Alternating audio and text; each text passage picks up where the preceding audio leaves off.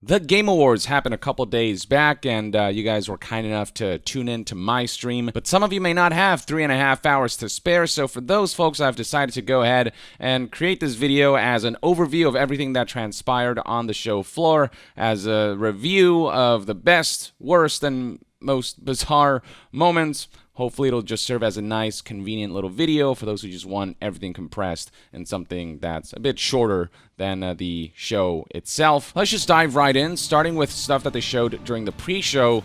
Dead Cells came out swinging with a cool crossover with Castlevania via a release called Dead Cells Return to Castlevania. Dead Cells is a pretty awesome game, combining it with Castlevania, pure win. Returnal was announced to be coming to PC in 2023, which is great. It's a pretty good game that I really enjoyed. The more players can play it, the merrier. It Takes Two got some merch. You can get the elephant. For those who played the game, you know the implications. I won't say much more than that. From there, an award was presented to Multiverses for Best Fighting Game. Still weird that CIPHER got nominated, but congrats to Multiverses. Then Hellboy Web of Word was shown off via a gameplay trailer that looks very stylized, very comic booky. Looks more AA than AAA than anything, but intriguing nonetheless. There was a new trailer for a VR game Horizon Call of the Mountain, which is a launch title for PlayStation VR 2. Post Trauma got a trailer. This is a Silent Hill-esque horror game published by Raw Fury from developer Red Soul Games. It definitely drew my eyes a little. Viewfinder got a trailer, this optical illusions-based first-person puzzle game that was definitely a fascinating sight to behold. There was a new trailer for Atomic Heart, which is one of the wildest-looking first-person shooters I've seen in a long time. This is definitely one of the top games on my list of want to play. There was also a new trailer for Scars Above, this third-person shooter that looks like Mass Effect Andromeda meets Returnal. That's kind of how I can put it. I don't know the full details about its gameplay loop, but it's got some interesting concepts going for it from the gameplay that I saw here. There's a new Among Us game mode coming out, Hide and Seek, for those who are into that. Then Private Division showed off After Us from developer Piccolo, which just looks incredible. It's this indie game that gives me Journey vibes, just utterly mesmerizing looking. Replaced also got the spotlight with a new trailer. It's a cyberpunk action-adventure game with a beautiful blend of 3D graphics and that pixelated look. Aesthetically, it looks utterly incredible, and the gameplay and the story, they both look like they could be really in-depth and fun. Then came another award, Best Family Game, which went to Kirby and the Forgotten Land. Hell yes, Kirby deserves some love, especially with the evolution of gameplay that Forgotten Land gave this IP. Glad this game's getting some recognition. Street Fighter 6 finally got a release date alongside a new trailer. It's coming out June 2nd, 2023. It had a great beta. I played it myself. It was super fun. It's the first time I felt like I want to go back into Street Fighter in a long time, and this new entry looks like it could be a home run if they handle the launch right. And with that, the show proper started. Al Pacino came on stage to present the award for Best Performance, which went to Christopher Judge. So well deserved. Now, that whole segment was a whopping 10 minutes long, 8 of which encompassed Christopher Judge's speech. But hey, more Steam Decks were given away. I'm sure those people are grateful. Jeff didn't seem too thrilled about it, though, in like a lighthearted way. He kept poking fun at how long the speech was and how many more Steam Decks were given away and stuff. I don't know. Good on Christopher Judge for winning. The speech could have been shorter, but I'm happy he had his moment in the spotlight.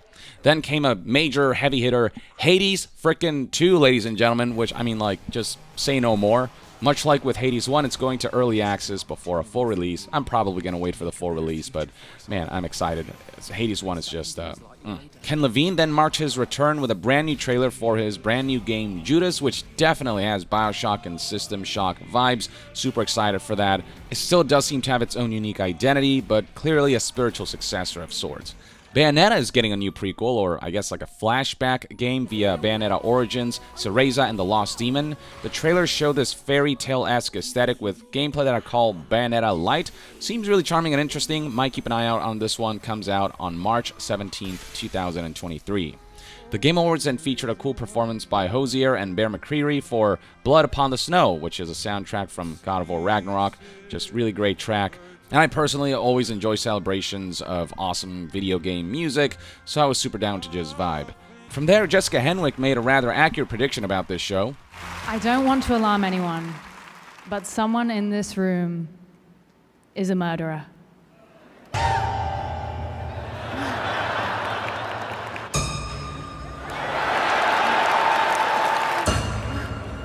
yeah, we'll get to that in a bit. Then came the award for Best Debut Indie Game, which Stray won. As I said before, I think it should have gone to Vampire Survivors, but, you know, nothing against Stray either.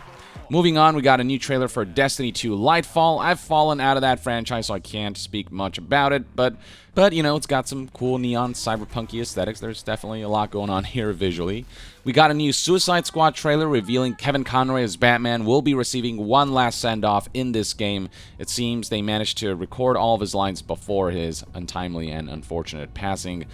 Man, rest in peace, you absolute legend. I am vengeance. I am the night. I am Batman.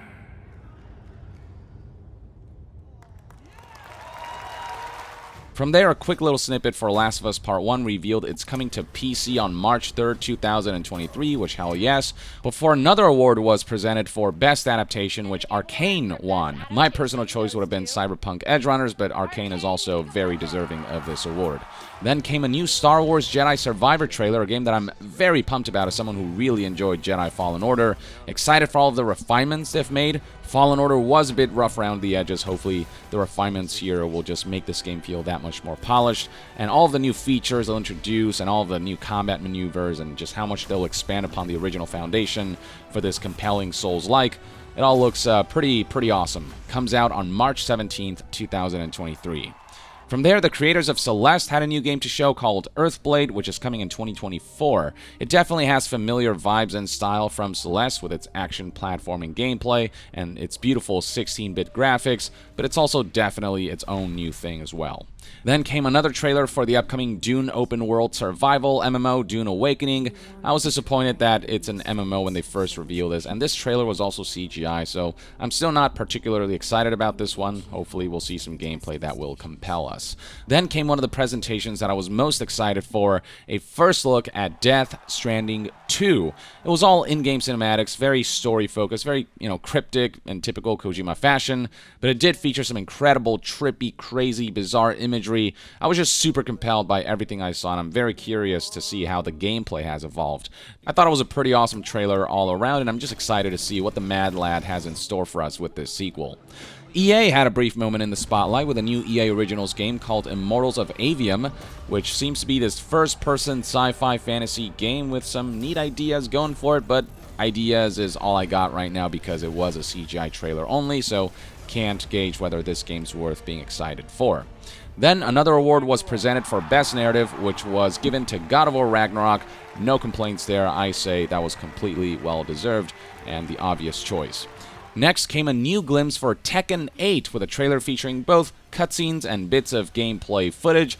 I've forgotten how bonkers bananas the story has gone. There's definitely a lot going on here, but the gameplay itself looks like it's Tekken, which is what fans want, and obviously the graphics enhancements with Unreal Engine are a nice and welcome addition. We then got a barrage of awards presented all at the same time. Elden Ring took Best Art Direction, Moss Book 2 took Best VR AR Game, Mario + Rabbids Sparks of Hope took Best Sim/Strategy Game, and Final Fantasy XIV took Best Community Support. From there, we got a new trailer for Nightingale from former BioWare general manager Aaron Flynn, who's making this fantastical survival game of sorts featuring really cool creatures and Mary Poppins-esque characters who can glide with their umbrellas. I'm actually quite fascinated by this one and the endeavors that this former BioWare general manager, who's now running his own indie studio, is pursuing. Next award was presented to As Dusk Falls, which won Best Game for Impact, before Baldur's Gate 3 got a new trailer where they revealed the return of Minsc, who, appropriately enough, will be voiced by none other than legendary Dungeons & Dragons Dungeon Master Matthew Mercer, who's also a very prominent voice actor. This game is out on early access, but I'm going to wait until the full thing launches before checking it out. From there, after new trailers for online RPG Wayfinder and upcoming Nintendo Tactics game Fire Emblem Engage, and Diablo 4 musical performance, we were greeted by a new CGI trailer for Diablo 4 alongside the release date for June 6th, 2023. So far, Diablo 4 is definitely looking like a really awesome game, and people who've gotten their hands on it are reporting back with really positive impressions, so hopefully that's going to be representative of Diablo 4's launch as well. After all that, Gran Turismo 7 won the award for Best Sports/Racing Game, Splatoon 3 then won the award for Best Multiplayer Game, God of War Ragnarok won Best Audio Design, and Zelda Tears of the Kingdom won Most Anticipated Game. That's unquestionably my personal most anticipated game right now. From there, we got a teaser trailer for Horizon Forbidden West's new expansion, Burning Shores, which takes us to a post-apocalyptic LA. Bayonetta 3 then won the award for Best Action Game, and then next up was a trailer for another online action RPG. This one's called Blue Protocol from Bandai Namco. It's being made in collaboration with Amazon Games, who are publishing this title. It's got a very anime, cel-shaded art style, but it's also got the Xenoblade-esque expansive open world, some really cool-looking combat. Looks, I don't know, looks kind of interesting, not gonna lie. I thought it was a pretty cool trailer, but time will tell whether this game will capture the hearts and minds of people who play it. From there, it was announced that Remnant from the Ashes is getting a sequel in the form of Remnant 2. Calling it Dark Souls with guns is a bit reductive, but that's definitely sort of where the series leans into a bit. Very curious to see how they expand upon the original game. Transformers got a new CGI trailer in the form of Transformers Reactive, which is apparently a co-op-focused Transformers game. I don't know, it was a CGI trailer and it gave me no idea on what to expect from this title. It's hard for me to just be hyped for this one. From there, we saw another CGI trailer for a VR game called Behemoth, which I can only describe as Skyrim meets Shadow of Colossus from what the trailer showed. Curious to see actual gameplay of this. Nintendo then made its presence known with a clip from the Mario movie, which I gotta say, this movie keeps looking better and better the more they show of it, even if Chris Pratt's Mario performance doesn't fully land for me. This is, this is gonna be a huge hit. I think this movie's gonna make so much freaking money. From there, we got the mandatory Muppet segment that the Game Awards tend to host, for better or for worse. Though I gotta say, in this instance, I did chuckle a few times. Animal simping for Melania definitely earned some respect. Moving on, the award for Best Score in Music went to God of War Ragnarok. Hell freaking yes, good for Bear. Absolutely well-deserved. Love his work. Moving on, Focus Entertainment showed a trailer for this dark fantasy game called Banishers, with a snippet of gameplay that I've got to say visually looked mighty impressive, somewhat Witcher-esque with hints of these two playable characters. The long-awaited Warhammer Space Marines 2 also got a trailer, which, man, looks like pure, mindless, gory, awesome-tastic fun. It's like the Doom equivalent of third-person action shooter, slasher, chainsaw, or whatever you want to call it. It just, yeah, I really want to play this and just friggin' rip and tear. Now, one of the more intriguing showcases for me was Meet Your Maker. It's this cool concept where players design levels and fortresses filled with enemies, hazards, and traps that others can then try to overcome. It's like Mario Maker meets, I don't know, Castle Wolfenstein or something along those lines. Hopefully the options given to players to design their own levels and fortresses will be expansive enough that this is going to be compelling for the long term. We then got a trailer for a Crash Bandicoot 4v4 PvP game called Crash Team Rumble. After that, God of War won yet another award, this time for innovation and accessibility. This was followed by The Lords of the Fallen, which looked pretty dope in its Game Awards trailer, this gritty, dark fantasy Souls-like with, definitely Dark Souls vibes, but with its own unique flares. Gotta say, it looks pretty sick. This is one that I'm keeping my eye out for. From there, Elden Ring won the award for Best RPG. Genshin Impact won Player's Voice, which is definitely more of a popularity contest than anything. Stray won Best Indie Game, which, not my choice personally, but a fine game nonetheless. God of War Ragnarok then won Best Action Adventure Game. Final Fantasy XIV won Best Ongoing Game. And Elden Ring won Best Game Direction. After that, Cyberpunk 2077's new expansion, Phantom Liberty, got a new trailer announcing that Idris Elba would be joining the cast as a major character. Love me some Idris, so I'm super down for that. Then came what many were hoping to see at this show, and one of the highlights of the show for sure, the gorgeous trailer for Armored Core 6. Now, it is CGI, but FromSoft is one of the few companies who gets a pass on that, especially after Elden Ring, with which they did the same thing. They showed a teaser CGI trailer before showing us gameplay, and we all know how that game turned out. Lots of striking imagery with Blade Runner-esque synth music kicking in just right. Compelling vibes all around. I made a video discussing all of the details we know so far, so be sure to check that out. Wild Hearts also had a really cool trailer to show. This game I can only describe from what I've seen as Horizon meets Monster Hunter meets Japanese folklore and mythology. The large-scale battles with these gargantuan monsters with really complex designs and animations. It all just looks really awesome. Yoshi P then took the stage to show us a new trailer for Final Fantasy XVI, which is going to be out in the not-so-distant future. It does look better with each new trailer. The story and setting is definitely darker than typical Final Fantasy. Combat is very action-based with a ton of style and flair, and everything just looks really epic, and I'm super into it. Last but not least, the Game of the Year award went to Elden Ring. It didn't sweep the most awards, but the majority of critics agreed that the experience as a whole made Elden Ring deserving of this award. Good for Miyazaki, From Software, and the team. They kind of pulled what God of War pulled back in 2018 when they won Game of the Year, despite the fact that Red Dead Redemption 2 swept most of the big awards. For a second, I thought God of War had a good chance of taking it from Elden Ring, but Elden Ring ended up taking it in the end, and I mean, both games are worthy of it. But yeah, congratulations to Elden Ring for winning Game of the Year. Psych! Out of freaking nowhere, Bill Clinton clutched Game of the Year from Elden Ring's grasp. Joking aside, though, what a strange and bizarre moment.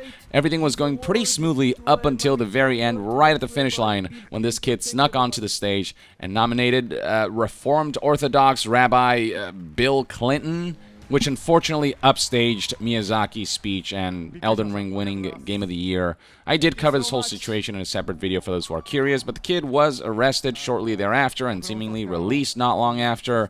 I don't know whether Jeff Keighley and the Game Awards team will pursue further punishment and litigation, or if they deem this whole situation just not worth the trouble. Either way, that's one hell of a way to cap off the show that will hopefully encourage the team to improve their security. But with all said and done, this situation wasn't so disruptive that it completely took attention away from all of the awards and all of the cool announcements, but it was definitely something that garnered a lot of buzz, and something that's definitely yielded quite a few memes. And that was a wrap for the show. I will say that overall, this showing was pretty solid and eventful, lots of cool announcements. I thought it was better paced than previous shows. Still not perfect, but definitely one of the better gaming shows I've seen in recent memory. So overall, I'm going to give this Game Awards kudos. That's it for today's video, ladies and gentlemen. I hope this proved useful for those who wanted a compressed version of the Game Awards. Let me know in the comments below what your thoughts and opinions are on the show overall. Do you think they showed enough cool stuff where you were entertained, or were you ultimately disappointed by it? Are you somewhere in the middle? And what are your thoughts on the awards that were given out and the games that received it, and what your personal games of the years are, what your nominees and your winners would be for all of these categories. And to be further updated on all things gaming news, reviews, and discussions, stay tuned right here on Young Yeah. I'll see you guys next time. Young out.